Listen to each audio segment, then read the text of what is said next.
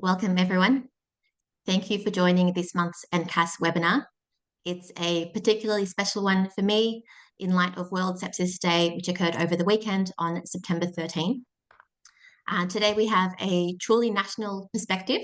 Our first speaker is presenting from Perth, and our second speaker will be presenting on the Victorian experience, but she's in Adelaide today. So we're getting an Australian tour of all things sepsis. Our first presenter, Associate Professor Julie Dockerty, is a consultant emergency physician at St John of God Healthcare in Murdoch and a graduate of the University of Cambridge. She has extensive experience in clinical governance, medical education and emergency care, with a particular focus on acute deterioration and sepsis management. Dr. Dockerty currently serves as Principal Medical Advisor to the Patient Safety and Clinical Quality Directorate at the WA Department of Health. Welcome, Julie. Thank you for joining us to present on the latest news on sepsis.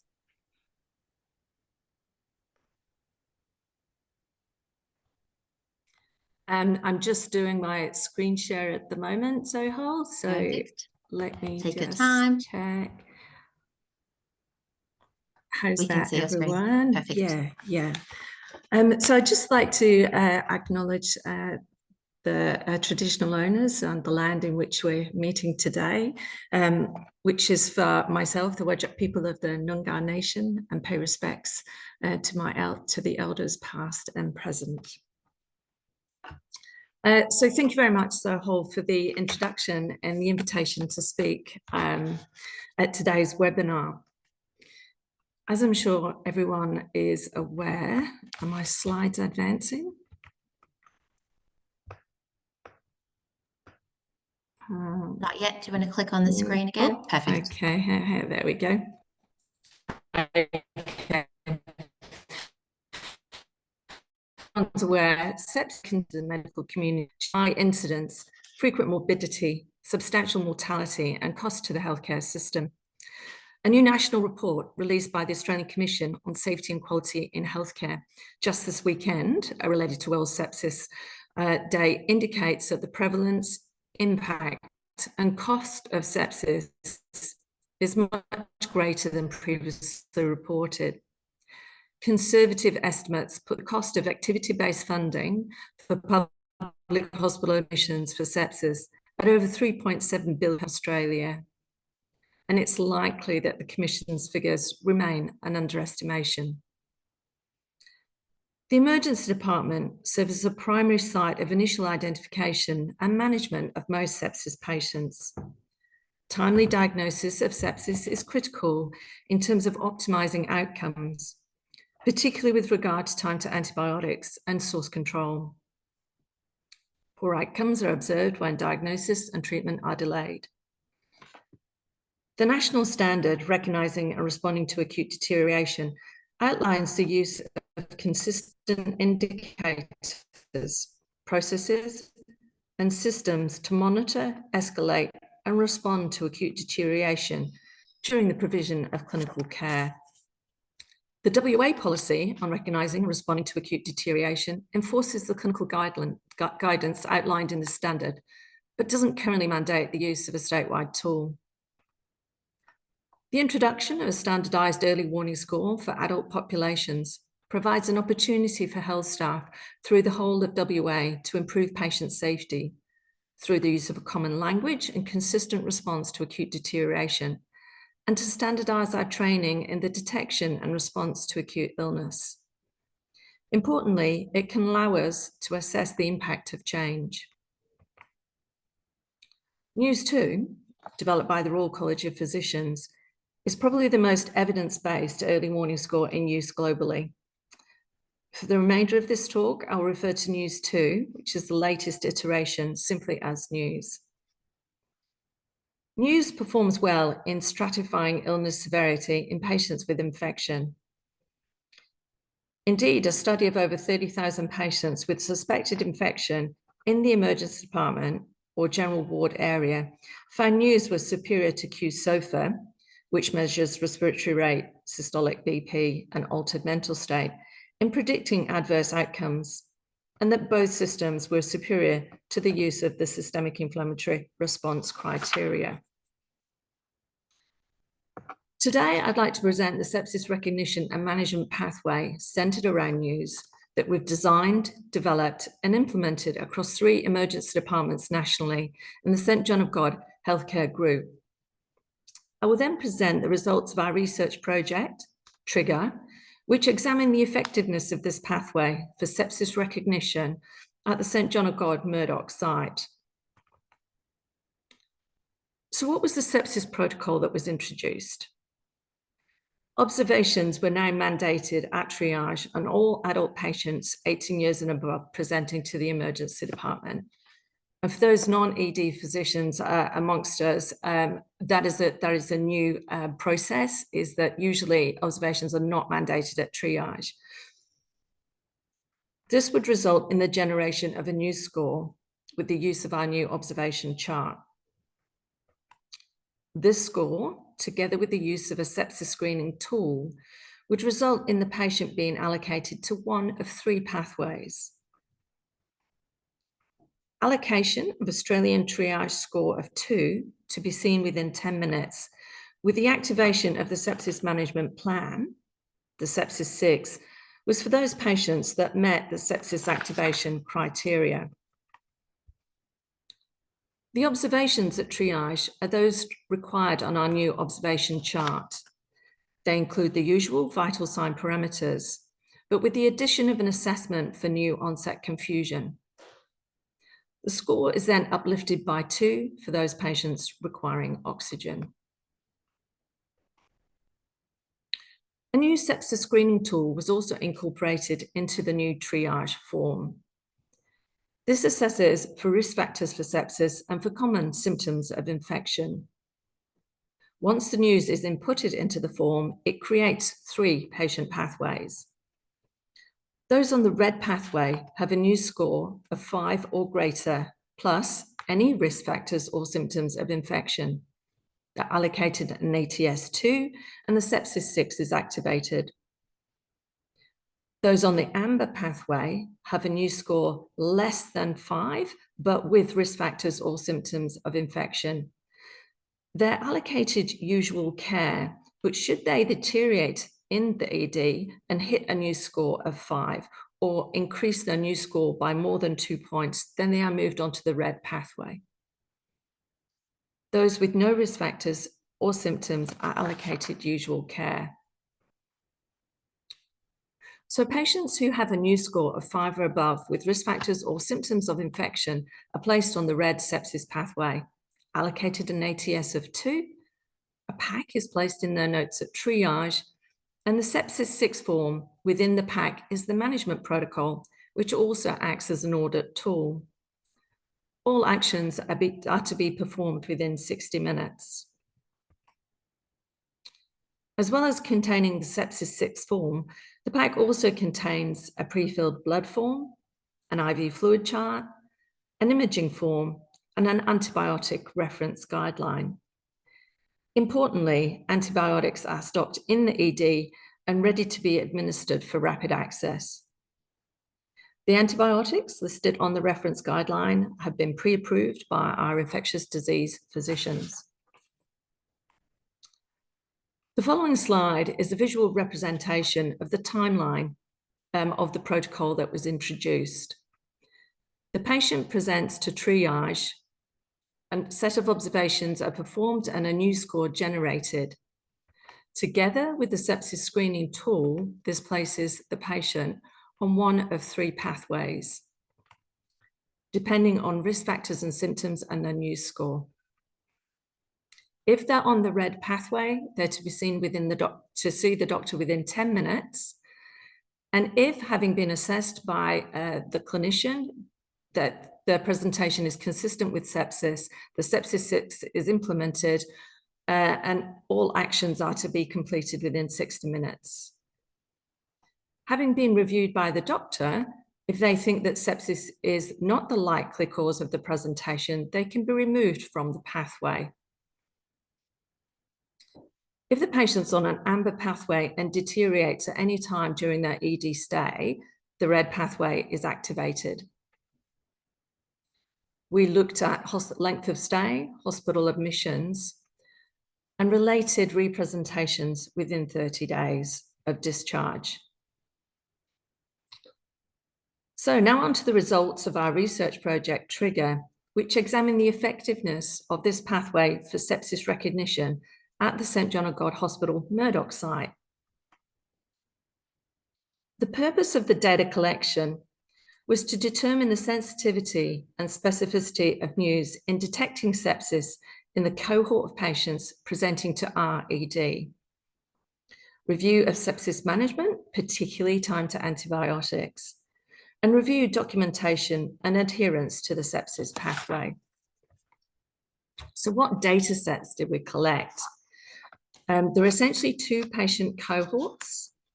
First, our core study population, which comprises all patients presenting to Murdoch ED who were scored a news score of 5 or greater at triage during the study period.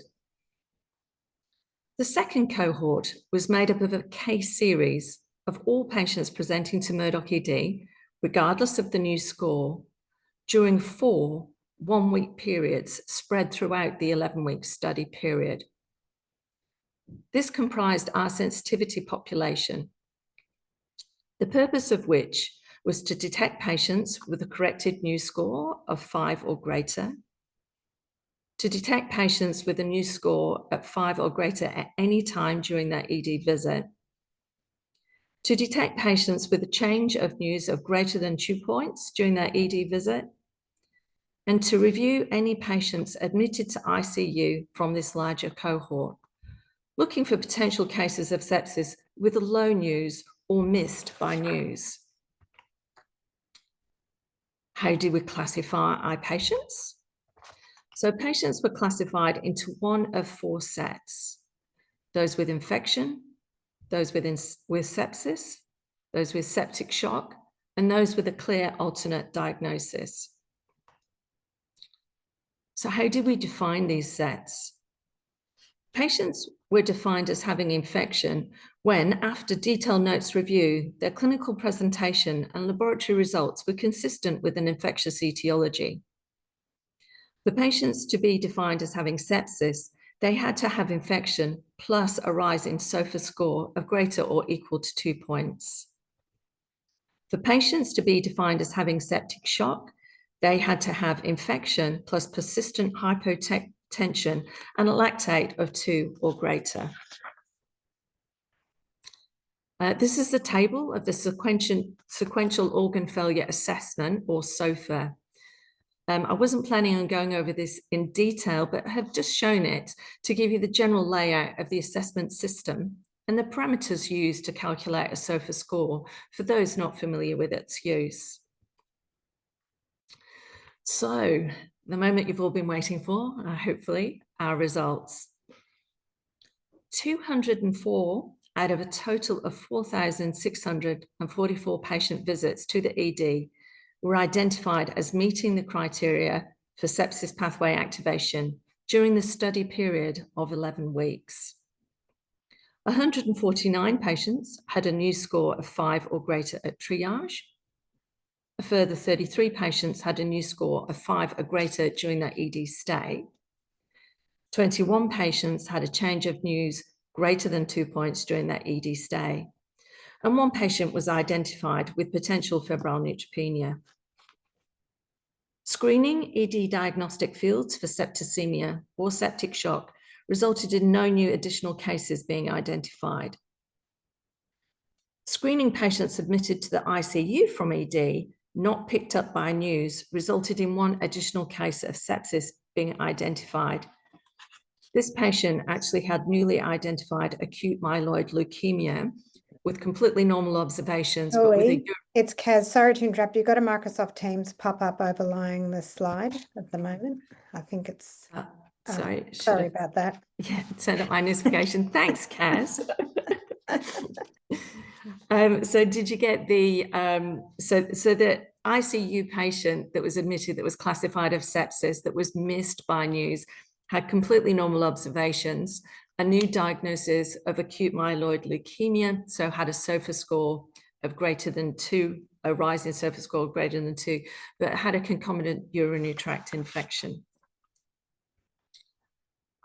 Of the patients with a new score of 5 or above, 139 or 69% had infection, sepsis, or septic shock.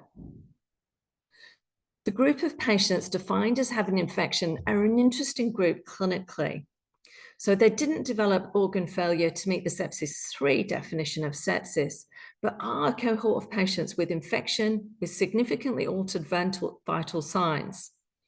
I think some of these patients without timely intervention may have gone on to develop signs of organ failure and therefore could be deemed to have early sepsis. 60 patients, or 30%, had a clear alternate diagnosis, and these diagnoses included left ventricular failure, acute non-infective exacerbation of COPD, there was one Addisonian crisis, and one patient with severe anemia with a hemoglobin of 5. There was a 98% admission rate for our patients with a new score of 5 or above. One of the 2 patients that were discharged returned within 24 hours and was in ventricular tachycardia. So subdividing the infectious categories into septic shock and sepsis. For septic shock, 100% of cases were picked up by our system, 93% of which were picked up at triage. The remaining 7% of cases developed a news of 5 or greater in the ED. For sepsis, 98% of cases were picked up by our system, 70% of those at triage, and the remainder during their ED stay.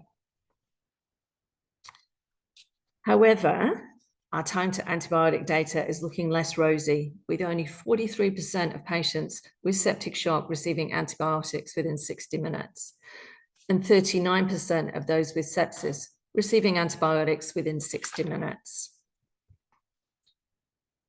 So what are the conclusions that we can draw so far? This recognition tool is a very sensitive means of detecting sepsis and septic shock in our emergency department. Additional patients with other severe illnesses requiring admission were identified by the screening process. Time to antibiotic data definitely highlights the need for further work to be done to meet globally defined KPIs and to fully translate the successful early identification of sepsis into improved patient outcomes. As we all know, research begets more research.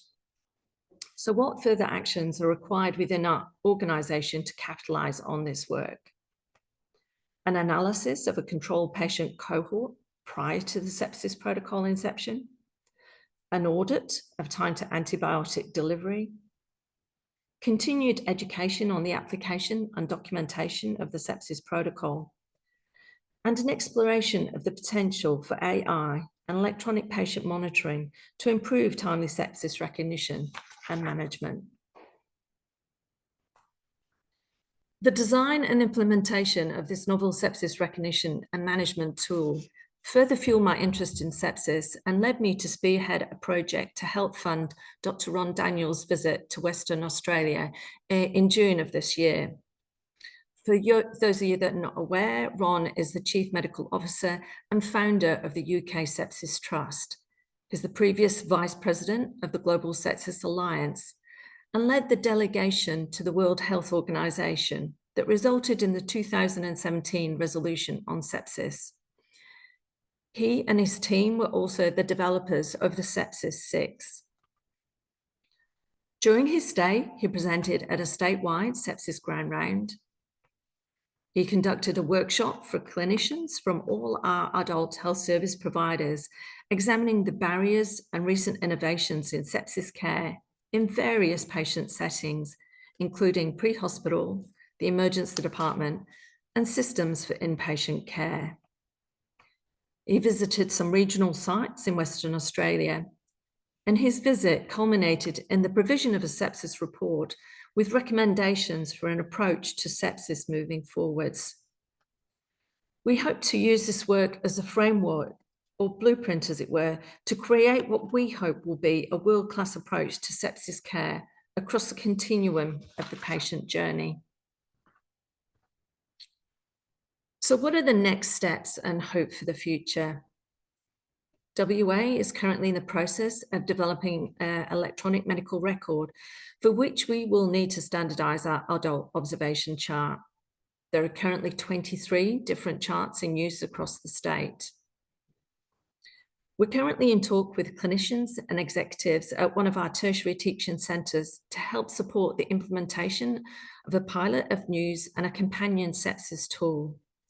If successful, the vision is to roll out News 2 across the state and for this early warning score to be the standardised tool adopted by Western Australia. Thank you very much for your attention, and I'm happy to take any questions at this point. Thank you so much, Julie, for an excellent presentation, hot off the press news, which everyone will be very curious about. Kaz, did you have any comments? I do. Do you want to stop sharing, Julie, so we can see everyone?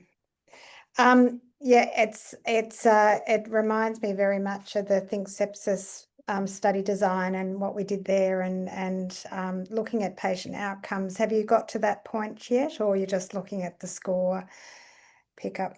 Looking at the score pickup, and I think the focus will be on, you know, is why our time to antibiotics were as it was. When so this is my takeaway after doing this for about 15 years. It's a whole of system thing. So it's really interesting to see that you have that 10-minute almost Cat 1 triaging for patients who meet the sepsis criteria when they present. And in the in the Victorian group, 65% were that sort of suspected sepsis, what you call that sort of early sepsis, and they were the ones who were actually had this biggest drop in ICU admission and in fact mortality. And the severe sepsis, those that present in septic shock, which are 5 to 10%, still had quite a high mortality. So these are really sick patients at the get-go. My belief is that the reason that the program was very impactful in reducing time to antibiotics for the Victorian one is that we empowered the nurses to initiate the pathway and to drive the pathway at an individual patient level, which meant doing quite a bit of work on sort of credentialing, making sure that there were enough cannulators, all these sort of structural barriers to stopping the antibiotic actually being given. That on the ground structural barriers is really, really essential and is different for every different hospital. For the issues, and all those things need to be done to get that antibiotic time down. Antibiotic timing is very important to the nurses. So whenever we have sort of which is a metric that you want to see on how you're going, they always talk about time to antibiotic, but actually it's the sepsis 6. It's all elements that need to be delivered, isn't it? And that requires, you know, prompt writing up and clear communication from the doctor that they've written up that the nurses can go get the antibiotics so they can get it in. So it's like this whole thing. I think it's also really interesting, and I'm sure the questions come up to you, the translation of the paper pathway, which is very similar to what we had in Victoria, including timings and things like that, was a huge piece of work to translate it to an electronic workflow, because the usual kind of communication pathways that happen in a paper world are sort of somewhat disrupted in the EMR environment where everything is sort of done virtually. And so makes the role of the nurse to ensure the protocol is maintained even more important than it was before. So these are the kind of structural and process issues that you need to really deep dive into to get that timing down. And then, of course, it's one thing to have a Cat 1 at 10 minutes. It's quite another thing when you get to Cat 3 or 4, when the times are really, really blow out.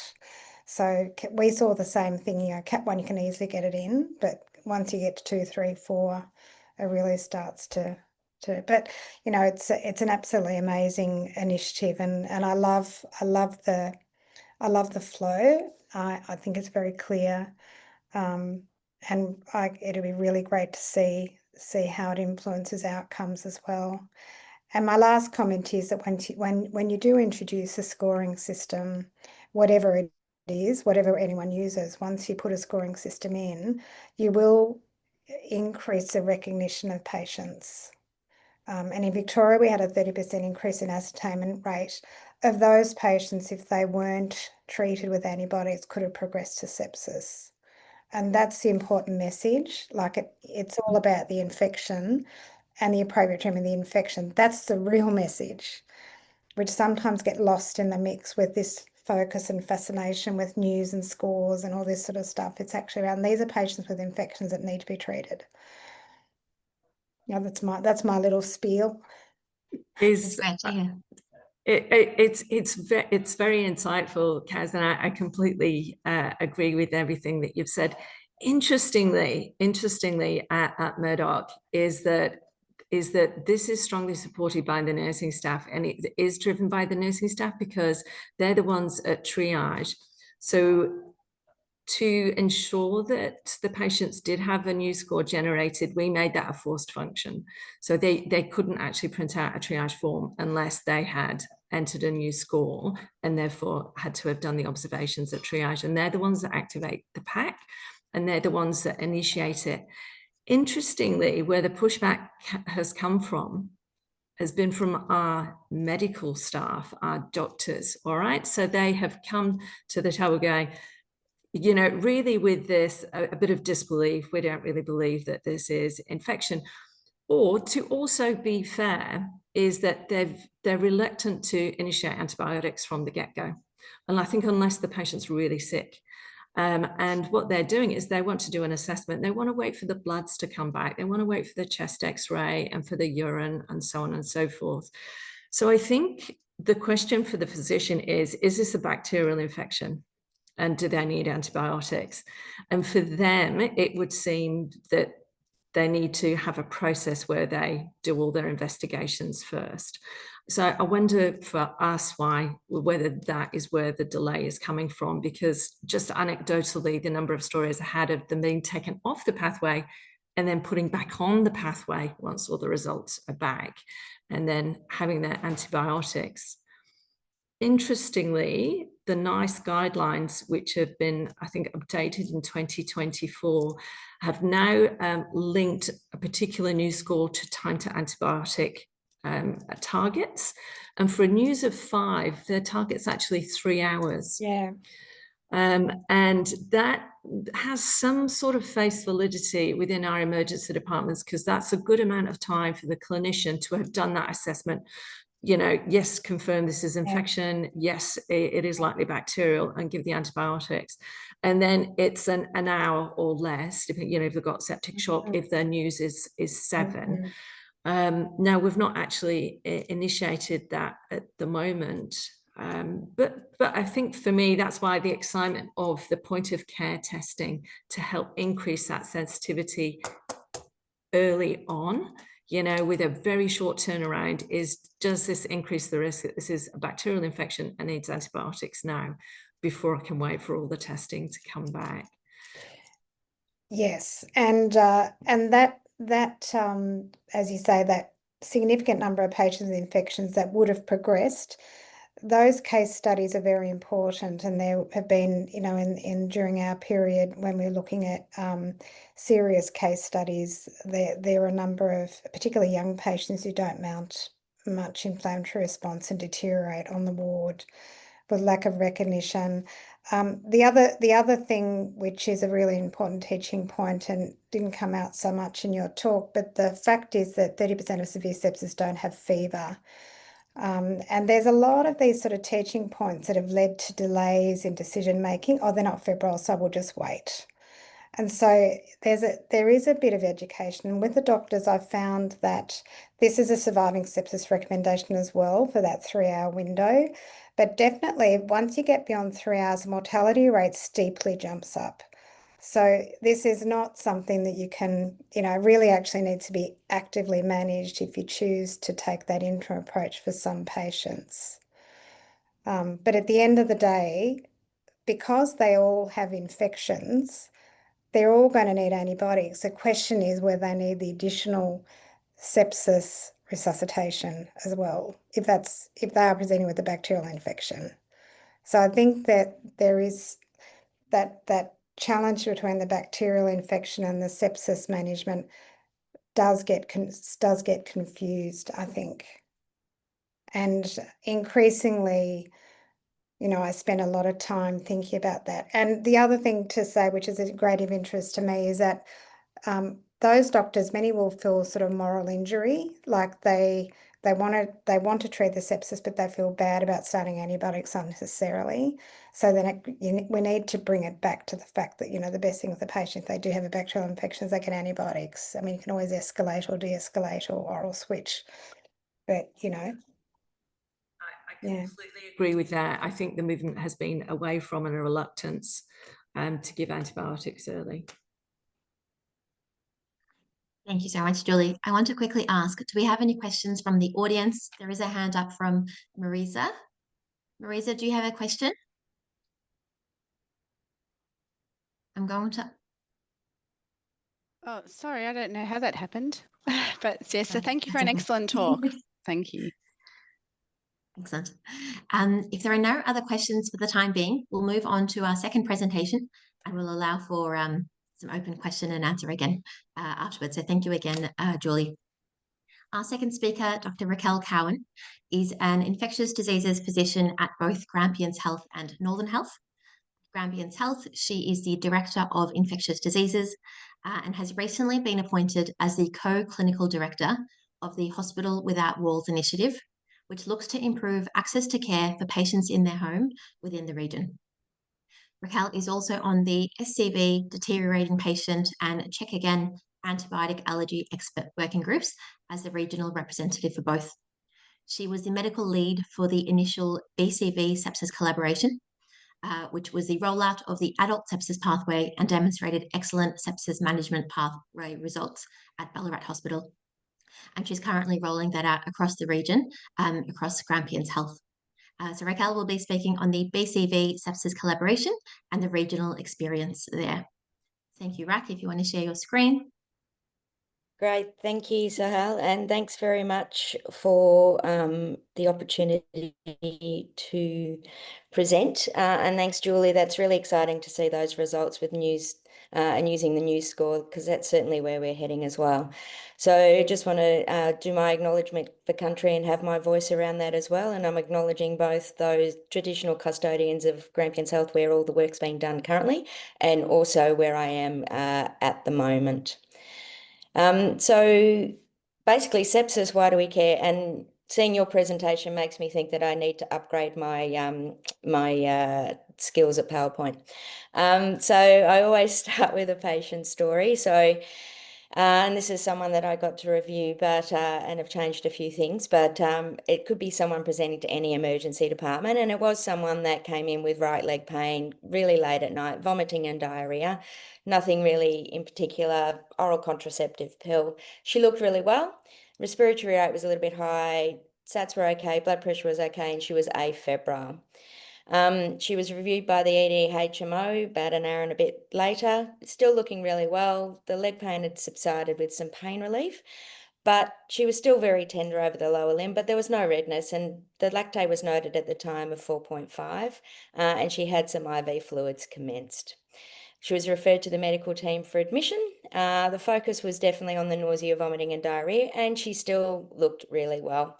So the diagnosis at the time by the medical HMO was that she had bacterial gastroenteritis, not endocarditis, and was commenced on ceftriaxone and metronidazole. She continued to look well, but hadn't had any observations for about 5 hours, and still, you know, low-grade temperature, but lactate was actually 6.2, and by that stage she'd had greater than 2 litres of fluid. ED met call at 11 in the morning where she suddenly looked unwell. So respiratory rate of 26, requiring oxygen, hypotensive, heart rate up, and was actually hypothermic, and her lactate was 7.8. Into the differential diagnosis is added necrotizing fasciitis, and she had a CT scan and plastics were consulted, and she was commenced on noradrenaline and her antibiotics were changed. The ICU transfer looked really unwell by that stage, and she did require an additional vasopressors, and she was intubated. She reached maximal ICU vasopressor support.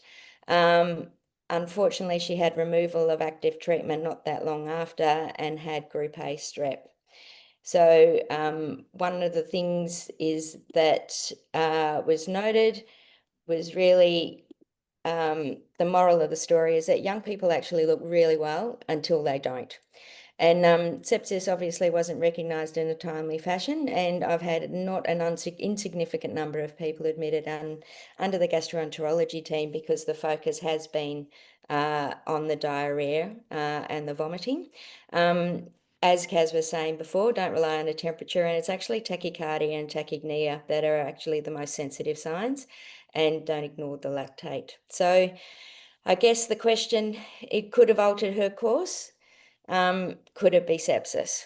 So this is what all this is about. And as Julie was saying before, we have a significant number of Australian people diagnosed with sepsis and many, many deaths, much more than the death rate and cancer rates all combined. There's a real lack of understanding in the community because I don't think you have any ability to put your finger on exactly where the problem is, whereas you can if you've got cancer.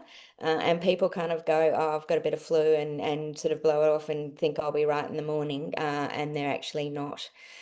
One of the most important things, I think, is that we're really getting an appreciation nowadays of the life-changing disabilities and ongoing impaired function around that. And one of our consumers, Jacob, who's gone on to do a lot of fantastic work in the area and consumer support, he came in with Group A strep sepsis at Ballarat, and took him 6 to 12 months to feel normal again. And I'm always talking to my patients about, you need to be kind to yourself. This is not something you're going to get over for a couple of days. You need to listen to your body and respect that you've actually been septic. And I use the term sepsis. I don't think we use that term enough. The other thing is the post-traumatic stress, I think, is underappreciated because obviously this is the sickest often that people have ever been. And I think we've only really starting to get that understanding during COVID.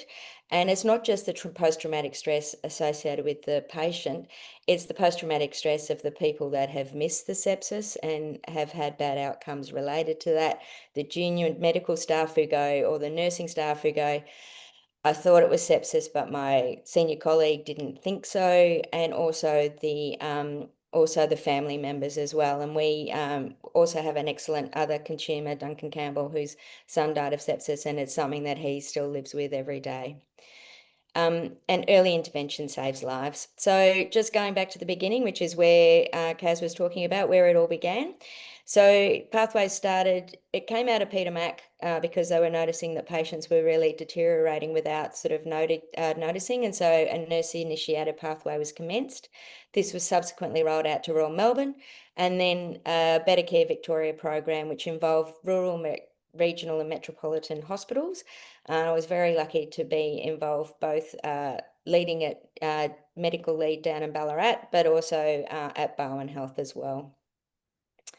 It was a real collaborative model. It was a whole of hospital approach. There was some small funding for project and clinical lead, and certainly the project lead, Megan Youngson, it would never have got off the ground without her, so kudos to her too. A real focus on how do we get it how do we get it in? We educated, I think, 600 to 800 people across the board in terms of letting people know how to, recognise sepsis and then what to do about it. There were lots of workshops, site visits, and newsletters. It was a really tight turnaround in terms of planning, reviewing what we had in the baseline, and then through to sustainability and analysis. And we had a number of patients, over almost 1,500 patients put across the board. It was focusing on the SIRS criteria or 2 or more signs of severe sepsis. It was quite a significant document in order to get all the parameters that we wanted to get measured. I loved it. and do continue to love it, and everybody loved it because it allows the nurse to go to the medical staff and go, this person is sick, I've put them on the pathway and you need to be paying attention and prioritising this person. And it's also fantastic for validating people's concerns around, they don't look quite right, I'm not quite sure what to do. It enforces time critical components, which we talked about. It's effective communication, as I said, and it's great. It's a great tool. So the 6 things are oxygen, blood cultures before antibiotics, measuring the lactate and repeating that again if it's greater than 2 hours later, because they can get their blood pressure back, but they're still significantly septic. IV antibiotics, and then monitoring for a period of 6 hours. It didn't take the place of clinical acumen, and so it didn't stop MET calls, it didn't stop anything else. These are some photos that were taken around the time, and there was lots of bells and whistles and cupcakes that were created and t-shirts, even though red is not my colour. Over the 5 months of implementation, it saved lives. There was a reduction in mortality, there was a reduction in ICU admissions, total bed days and money that was independently associated as well, independently reviewed, which was fantastic. And in Ballarat, we enrolled 510 patients, of which most of those people were enrolled in the emergency department.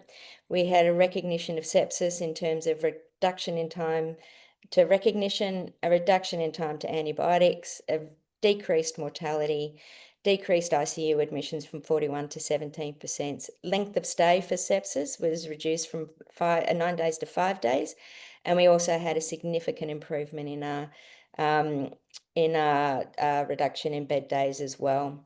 So it had a real positive out impact. And that was one of the things, is that we went round and interviewed patients, interviewed the staff as well, in terms of they feel empowered, the nurses feel like they're doing a great job, the mothers and the parents feel like they're being listened to and their concerns are being listened to, and the doctors feel like they are also got something to support what they're actually thinking that they're saying as well.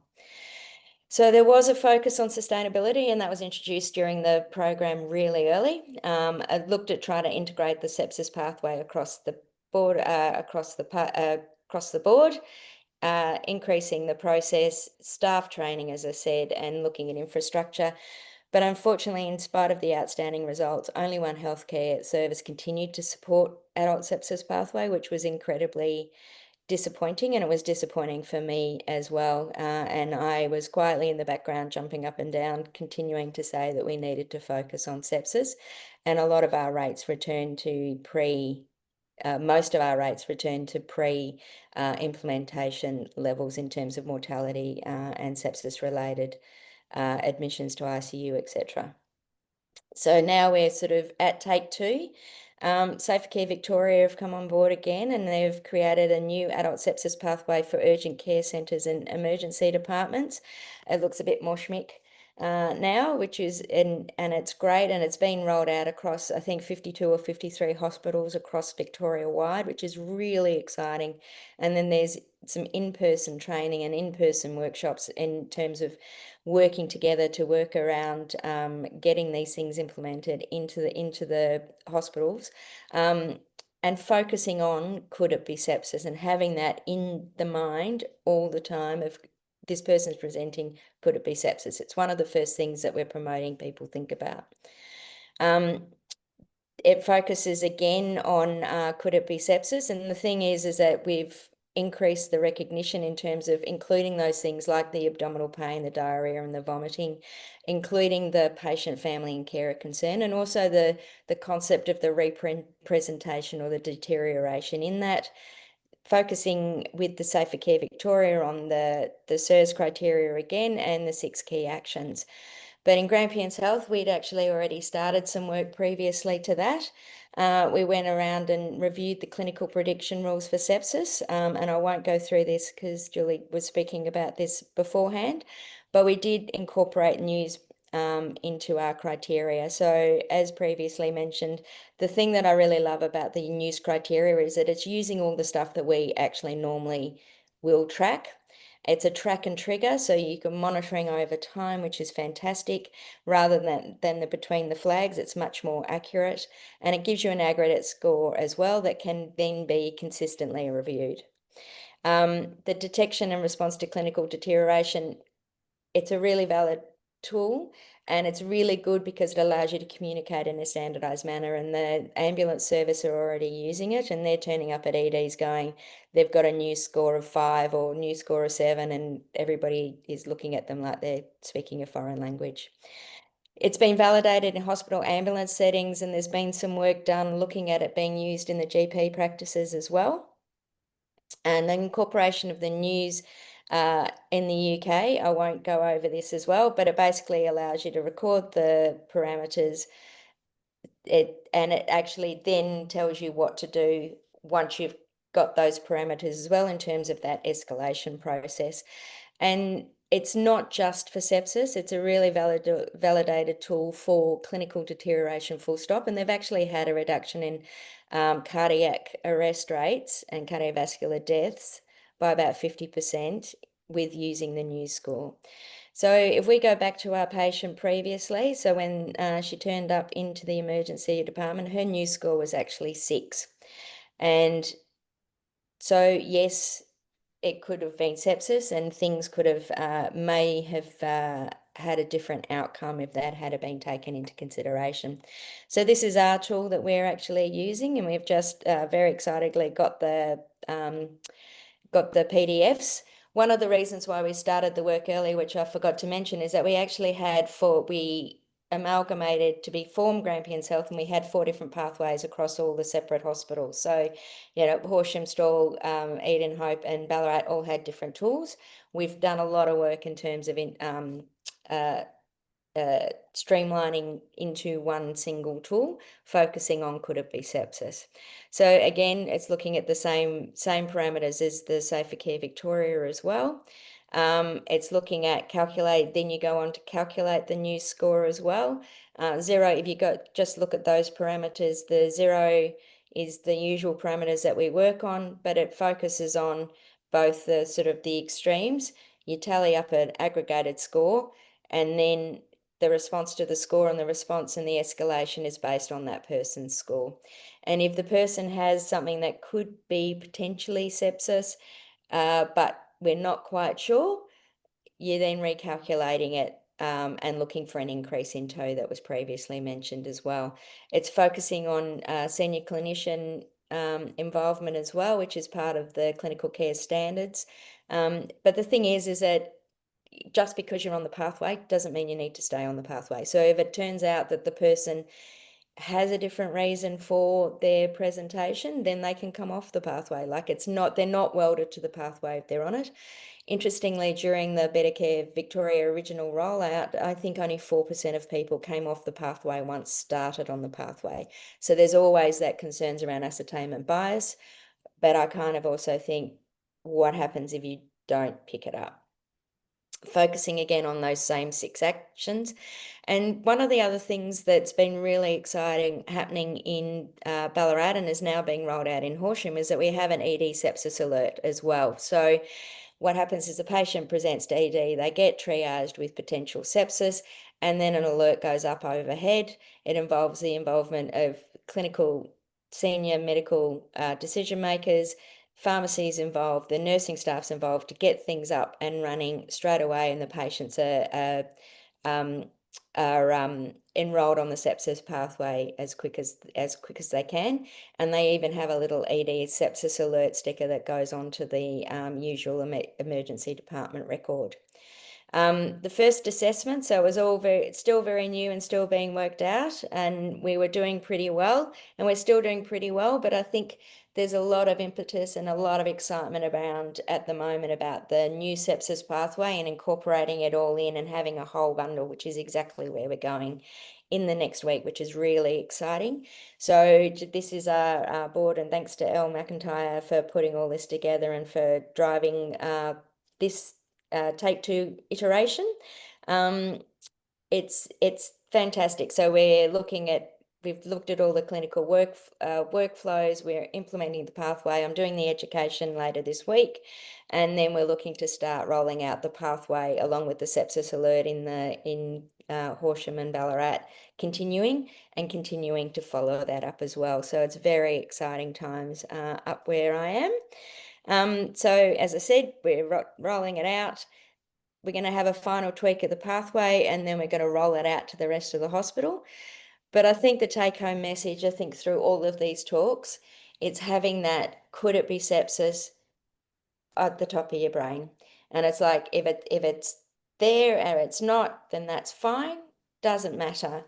And if they come off the pathway, they come off the pathway. But it's so important to just have that, could it be sepsis, in your mind. And I'd just like to say thanks some acknowledgements. So Kaz and Kelly for starting the whole stuff in the first place. The team up in Grampians Health, and certainly David Brownridge is one of the pharmacists up there, was one of the things that we did was take the recommendations of the antibiotics and made our own recommendations around our own antibiogram, which was a really important thing for us because we don't have that resistance profile that you see in metro hospitals. And really thank you to all of Grampians Health for their enthusiasm and willingness to get this happening and improve the care of the patients. So I would like to say thanks very much as well. And I'm going to stop sharing. Thank you so much, Raquel, for an excellent presentation. Kaz? I'm feeling like a proud parent at the moment. I don't know. It's just, I think that the awareness and the structures were already kind of in place. So what you have done is really started to refine and adapt it with all the new learnings that you've been so deep in it. You have such a deep understanding of some of the barriers and facilitators, I think, and I think it also highlights the importance of having really strong clinical leadership in driving these activities, because if there wasn't you and a couple of your other colleagues, would it have gotten up? It's a direct question, right? So this is the same thing with AMS. So all the stewards online, there does need to be a strong clinical advocate or groups of clinical advocates from various areas of the hospital to make things happen. And that's one of the challenges it's always, but even the things sepsis, I'm thinking back to things Sepsis Act Fast, the way how hospitals were engaged was they had to put an expression of interest to say that they would like to do it and they had the infrastructure to do it. And as you and I know, there are vast areas where they don't have the resources even to sit down to write an EOI or even know how to go about putting together a project plan. So we're getting this bias as successful projects because of the fact that there's that, some resources and ability to do it. So my interest, taking the learnings from what you're doing and say, well, how do we help those hospitals who don't even know where to start? Who don't have a clinical plan, and how do you do that? Yeah.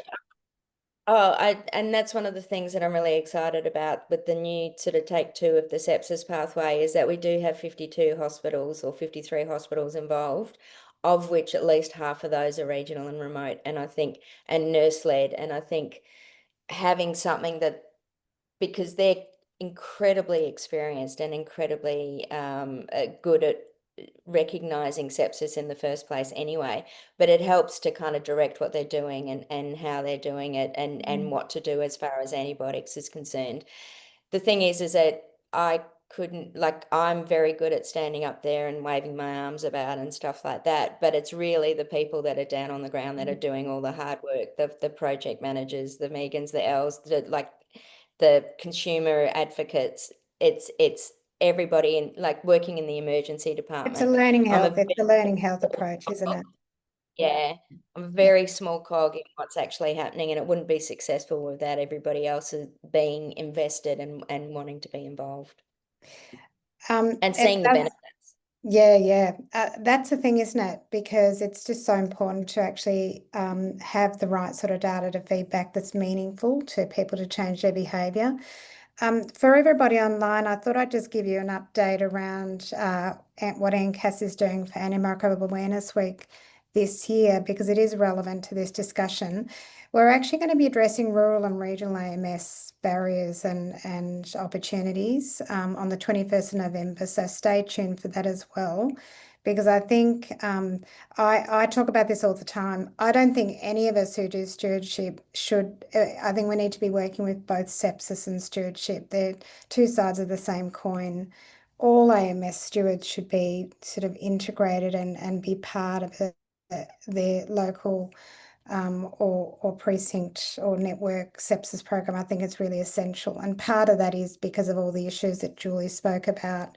You know, the support for the prescribers to feel safe in prescribing antibiotics when they need to be prescribed. Such amazing feedback. It's amazing. And we have a question from the audience from Sarah Hides. Sarah, if you want to ask your question to the presenters.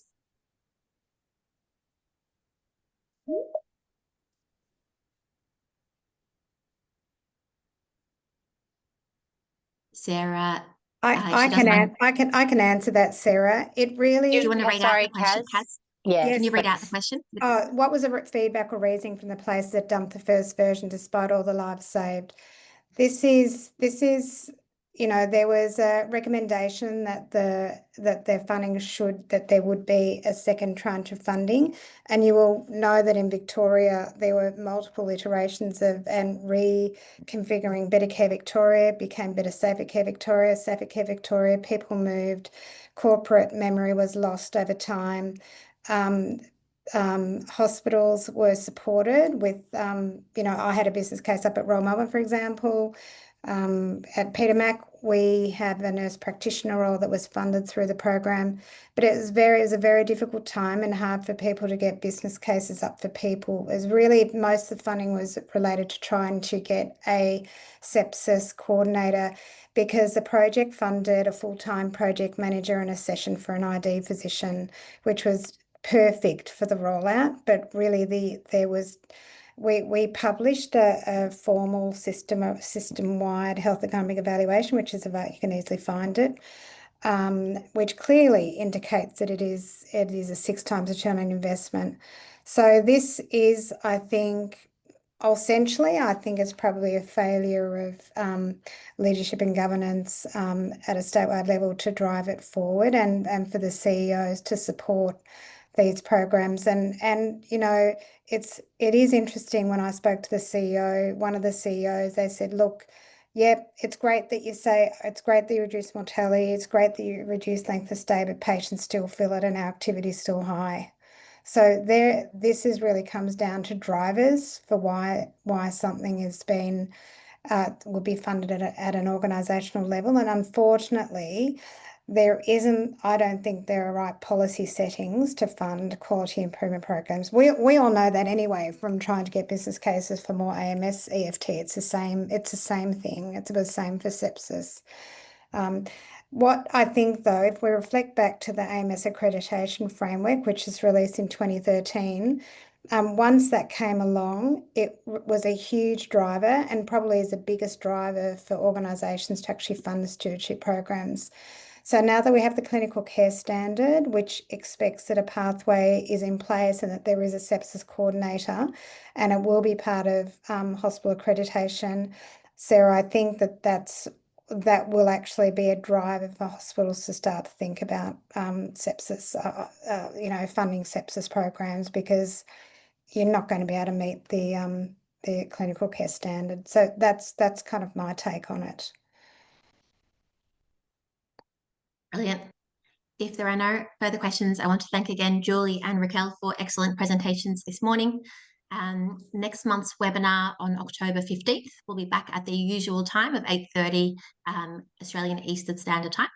And the topic will be all around audit and feedback in AMS.